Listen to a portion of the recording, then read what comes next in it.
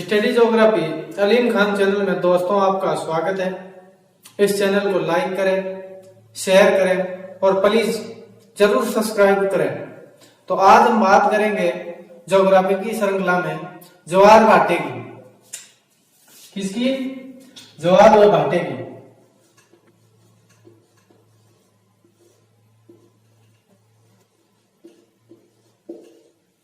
ज्वार व भाटे की। तो सर्वप्रथम हम बात करते हैं ज्वार भाटे की के अर्थ व परिभाषा की। किसकी? अर्थ व परिभाषा की। तो ब्रह्मांडीय गतियों के कारण क्या होती है? समुद्रीय जल में गति उत्पन्न होती है, जिस कारण जल का ऊपर उठना तो क्या कहलाता है? ज्वार, व नीचे गिरना क्या कहलाता है? भाटा कहलाता है। किसके कारण? अर्थ।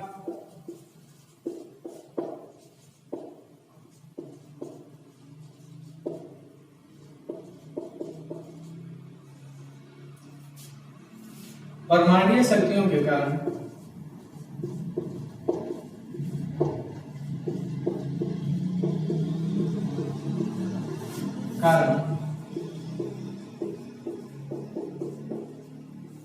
समुद्रीय जल में क्या होती है? गति उत्पन्न होती है।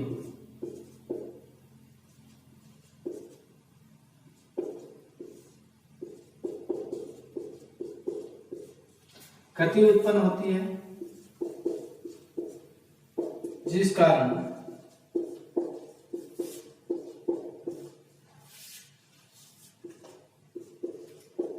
जल का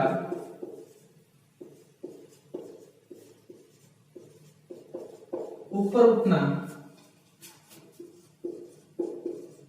ज्वार व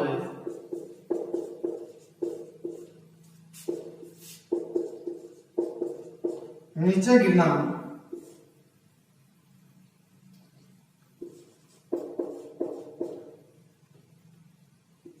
भाटा कहलाता है। क्या अर्थ हुआ? ब्रह्मांडीय शक्तियों के कारण समुद्रीय जल में गति उत्पन्न होती है, जिस कारण जल का ऊपर उठना तो क्या कहलाता है दोस्तों? ज्वार, व नीचे गिरना क्या कहलाता है? भाटा कहलाता है। अब ज्वार भाटे में समुद्र का क्या होता है? संपूर्ण जल प्रभावित होता है, जबकि समुद्री लहरों और धाराओं में क्या होता है? केवल सतह का जल प्रभावित होता है। तो ज्वार भाटे में क्या होता है? समुद्र का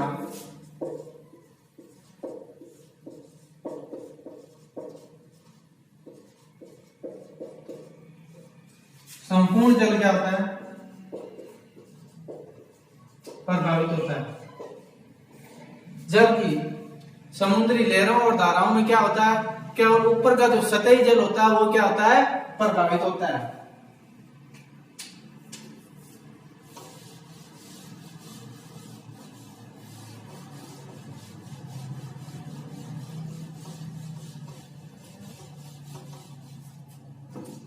तो परिभाषा क्या दे सकते हैं हम? समुद्रीय जल में किसी निश्चित समय अंतराल के बाद सुनियोजित क्रमिक उत्तान व पतनी क्या है?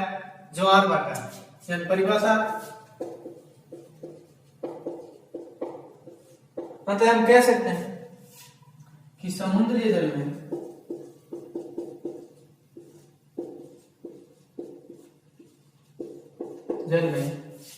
एक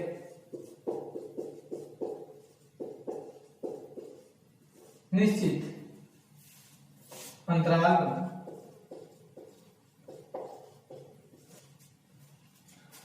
पर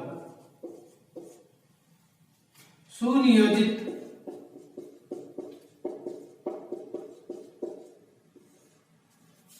क्रमिक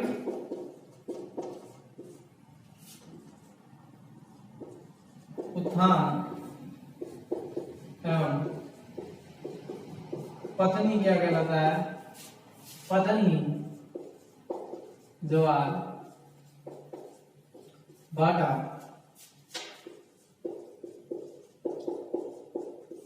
कहलाता है।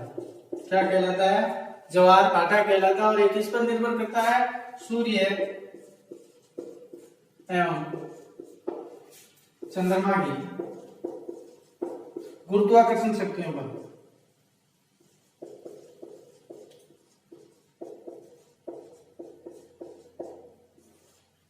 सूर्य व चंद्रमा की गुरुत्वाकर्षण शक्तियों पर। किस पर निर्भर करता है? सूर्य व चंद्रमा की गुरुत्वाकर्षण शक्तियों पर। तो हम क्या कह सकते हैं परिभाषा में? समुद्रीय जल में एक निश्चित अंतराल के बाद सुनियोजित क्रमिक उत्थान और पतन क्या है? ज्वार भाटा कहलाता है। बात समझ में आई? तो ये हुई परिभाषा।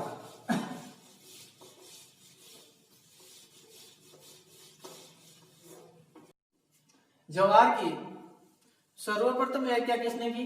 आर्यभट्ट ने। भारतीय वैज्ञानिक थे आर्यभट्ट ने।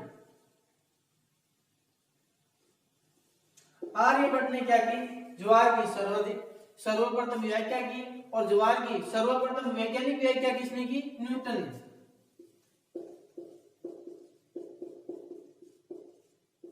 वैज्ञानिक व्याख्या किसने की ज्वार की?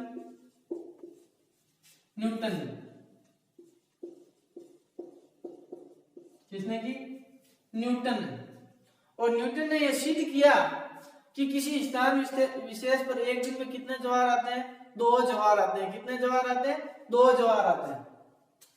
और 2 ज्वारों के बीच समय अंतराल कितना होता है? 12 घंटे है,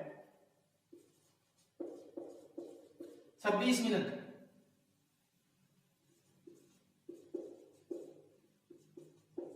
और न्यूटन ने क्या बताया? किसी स्थान विशेष पर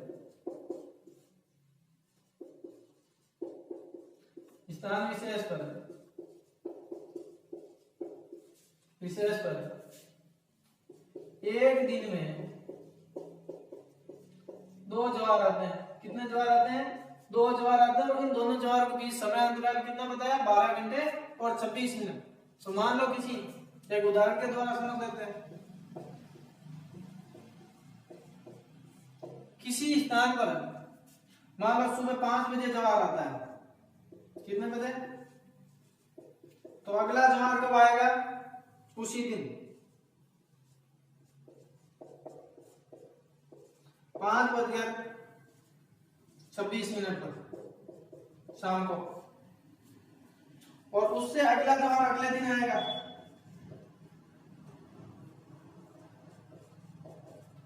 अगले दिन आएगा आपके सुबह में 5:52 पर।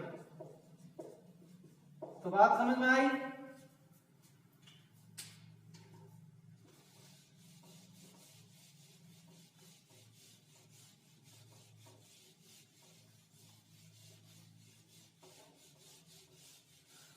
यानी जल का ऊपर उठना क्या कहलाता है? ज्वार। और नीचे गिरना क्या कहलाता है? भाटा।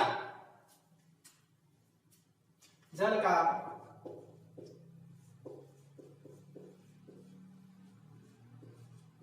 ऊपर उठना तो क्या कहलाता है? ज्वार। और नीचे जल का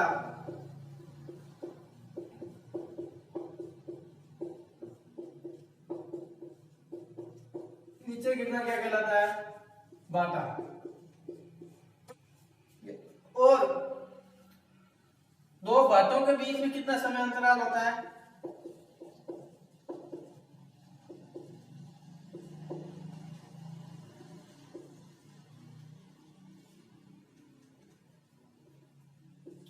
2 भाटों के बीच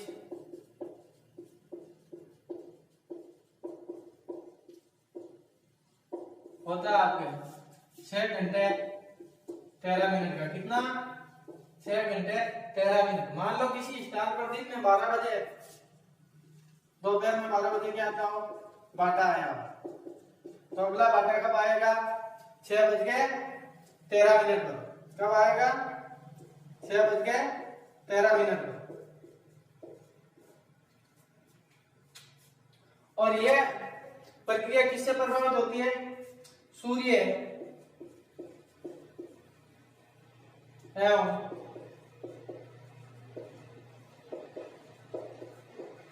चंद्रमा की गुरुत्वाकर्षण शक्तियों के कारण,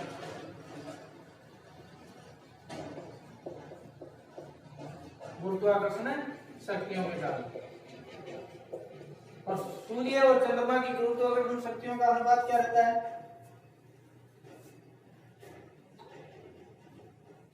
11:5।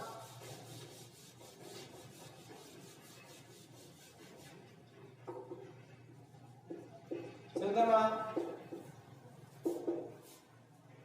और सूर्य के बीच में जो पृथ्वी पर गुरुत्वाकर्षण बल लगता है उसका अनुपात कितना रहता है? 11:5। मतलब सूर्य का कम और चंद्रमा का ज्यादा, क्योंकि सूर्य से पृथ्वी की दूरी अधिक है और चंद्रमा से सूर्य की दूरी क्या है? पृथ्वी की दूरी क्या है? कम।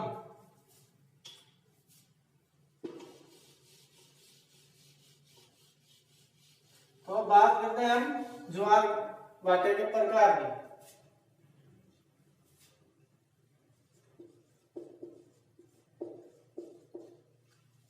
ज्वार के प्रकार,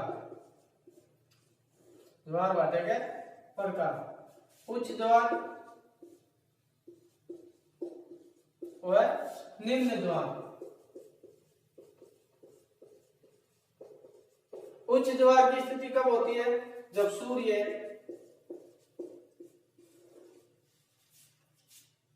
पृथ्वी और चंद्रमा तीनों एक सीध में एक सरल रेखा में क्या होते हैं? स्थित होते हैं। तब किस ज्वार की स्थिति होती है? उच्च ज्वार की। जब सूर्य, चंद्रमा और पृथ्वी, या सूर्य, पृथ्वी या चंद्रमा तीनों एक सरल सीधी रेखा में स्थित होते हैं, तब कौन सा ज्वार आता है? उच्च ज्वार आता है। और उच्च ज्वार को हम उपभागों में बांटते हैं, देखते हैं। और यानी उच्च ज्वार के 3 भाग करते हैं। नंबर 1 युवती,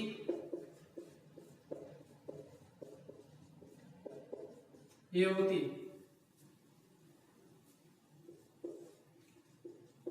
अपस्वर,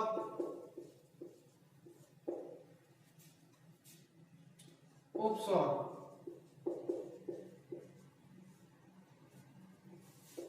अपभू,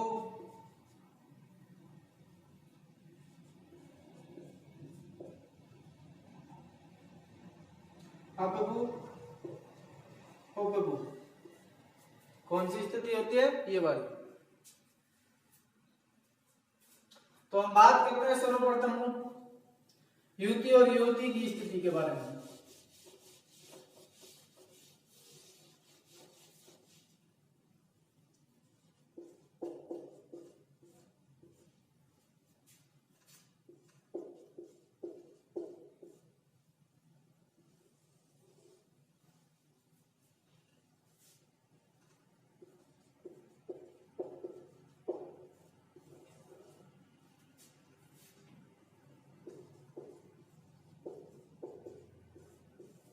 जब ये वाली स्थिति होती है, जब सूर्य और पृथ्वी के बीच में चंद्रमा आ जाता है, तब कौन सी स्थिति होती है?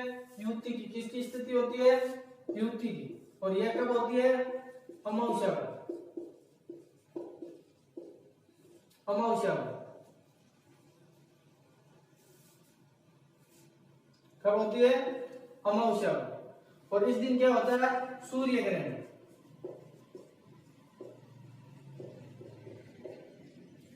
यानी पृथ्वी और सूर्य के बीच में चंद्रमा के आ जाने के कारण सूर्य का पृथ्वी पर सूर्य का कुछ भाग दिखाई नहीं देता है। क्या नहीं देता है? दिखाई नहीं देता है, यानी सूर्य ग्रहण।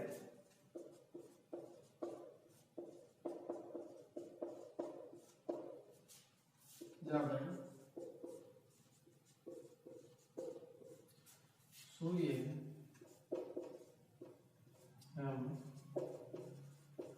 पृथ्वी के, सूर्य और पृथ्वी के बीच चंद्रमा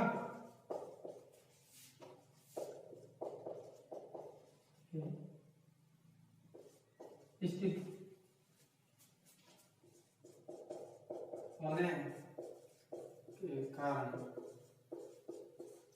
पृथ्वी पर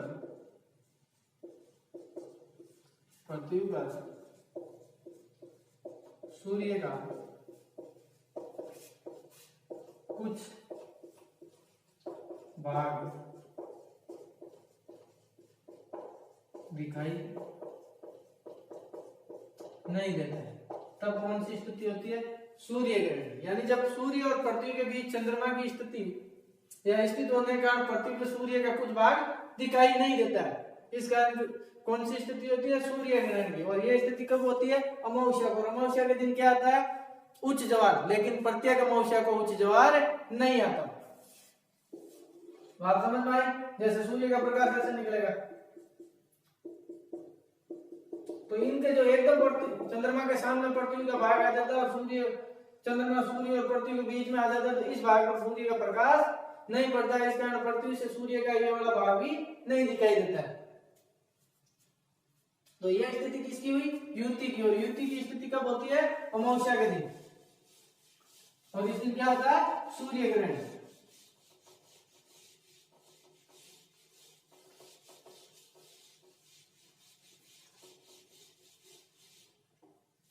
युति। और युति की स्थिति कब होती है? पूर्णिमा के दिन। कब होती है? पूर्णिमा के दिन, जब सूर्य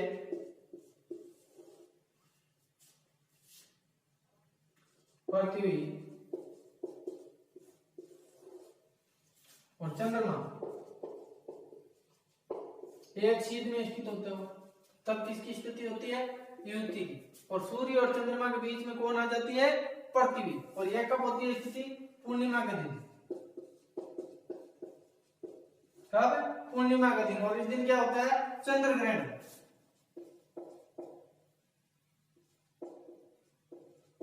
चंद्र ग्रहण क्या होता है? जब सूर्य और चंद्रमा के बीच में पृथ्वी की स्थिति होने के कारण चंद्रमा पर सूर्य का प्रकाश चंद्रमा के कुछ भागों पर नहीं पहुंच पाता है। क्या होता है? नहीं पहुंच पाता है। इस कारण चंद्रमा के कुछ भागों से सूर्य नहीं दिखाई देता है। चंद्र ग्रहण क्या होता है? जब सूर्य और चंद्रमा के बीच में पृथ्वी की स्थिति होने के कारण सूर्य का प्रकाश चंद्रमा के कुछ भागों पर नहीं पहुंच पाता है, उस दिन क्या होता है? चंद्र ग्रहण होता है। ये कब होता है? पूर्णिमा को। तो पूर्णिमा के दिन भी क्या आता है? उच्च ज्वार आता है। लेकिन प्रत्येक पूर्णिमा के दिन नहीं आता है।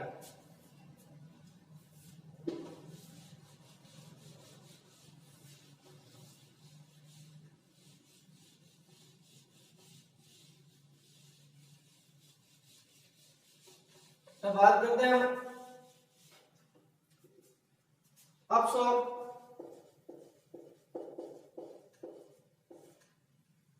एवं उपसौर की। किसकी? अपसौर और उपसौर की। जब पृथ्वी सूर्य से सर्वाधिक दूरी पर स्थित होती है, तब क्या होता है? अपसौर। और जब पृथ्वी की दूरी सूर्य के मध्य न्यूनतम होती है, तब क्या होता है? उपसौर। तो अपसौर की स्थिति कब बनेगी?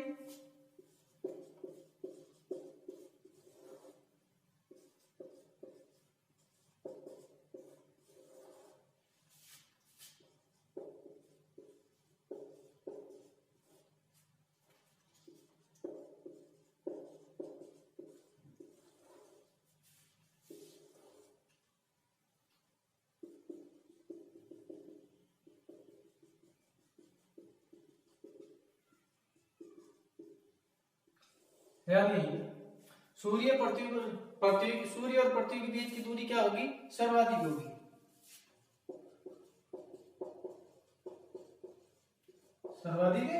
दूरी क्या होगी? दोनों के बीच में सर्वाधिक। और कितनी होगी? 9 करोड़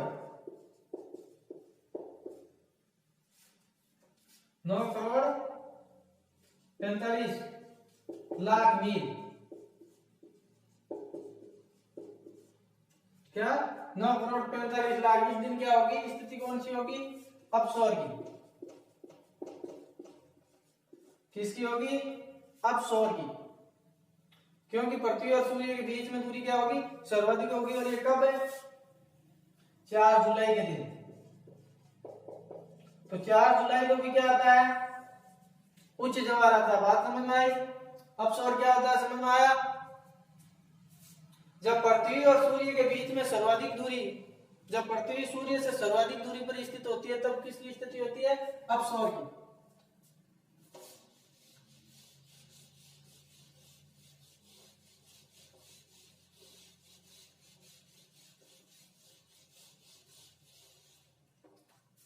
और उपसौर की स्थिति कब होती है देखते हैं।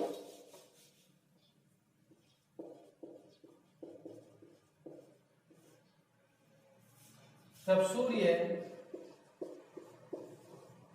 और पृथ्वी के बीच में न्यूनतम दूरी हो, जब सूर्य पृथ्वी से न्यूनतम दूरी पर क्या हो? स्थित हो।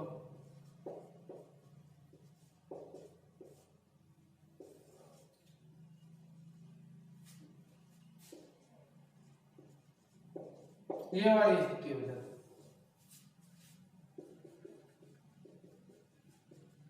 बीच की दूरी, दोनों के बीच में क्या हो? न्यूनतम दूरी पर। जब पृथ्वी सूर्य से न्यूनतम दूरी पर क्या होती है? स्थित होती है। कब? न्यूनतम दूरी पर। और यह दूरी कितनी होती है? 9 करोड़ 15 लाख। और यह स्थिति कब होती है? 3 जनवरी के दिन। कब है? 3 जनवरी के दिन। धन्यवाद दोस्तों, आगे पढ़ाएंगे कल।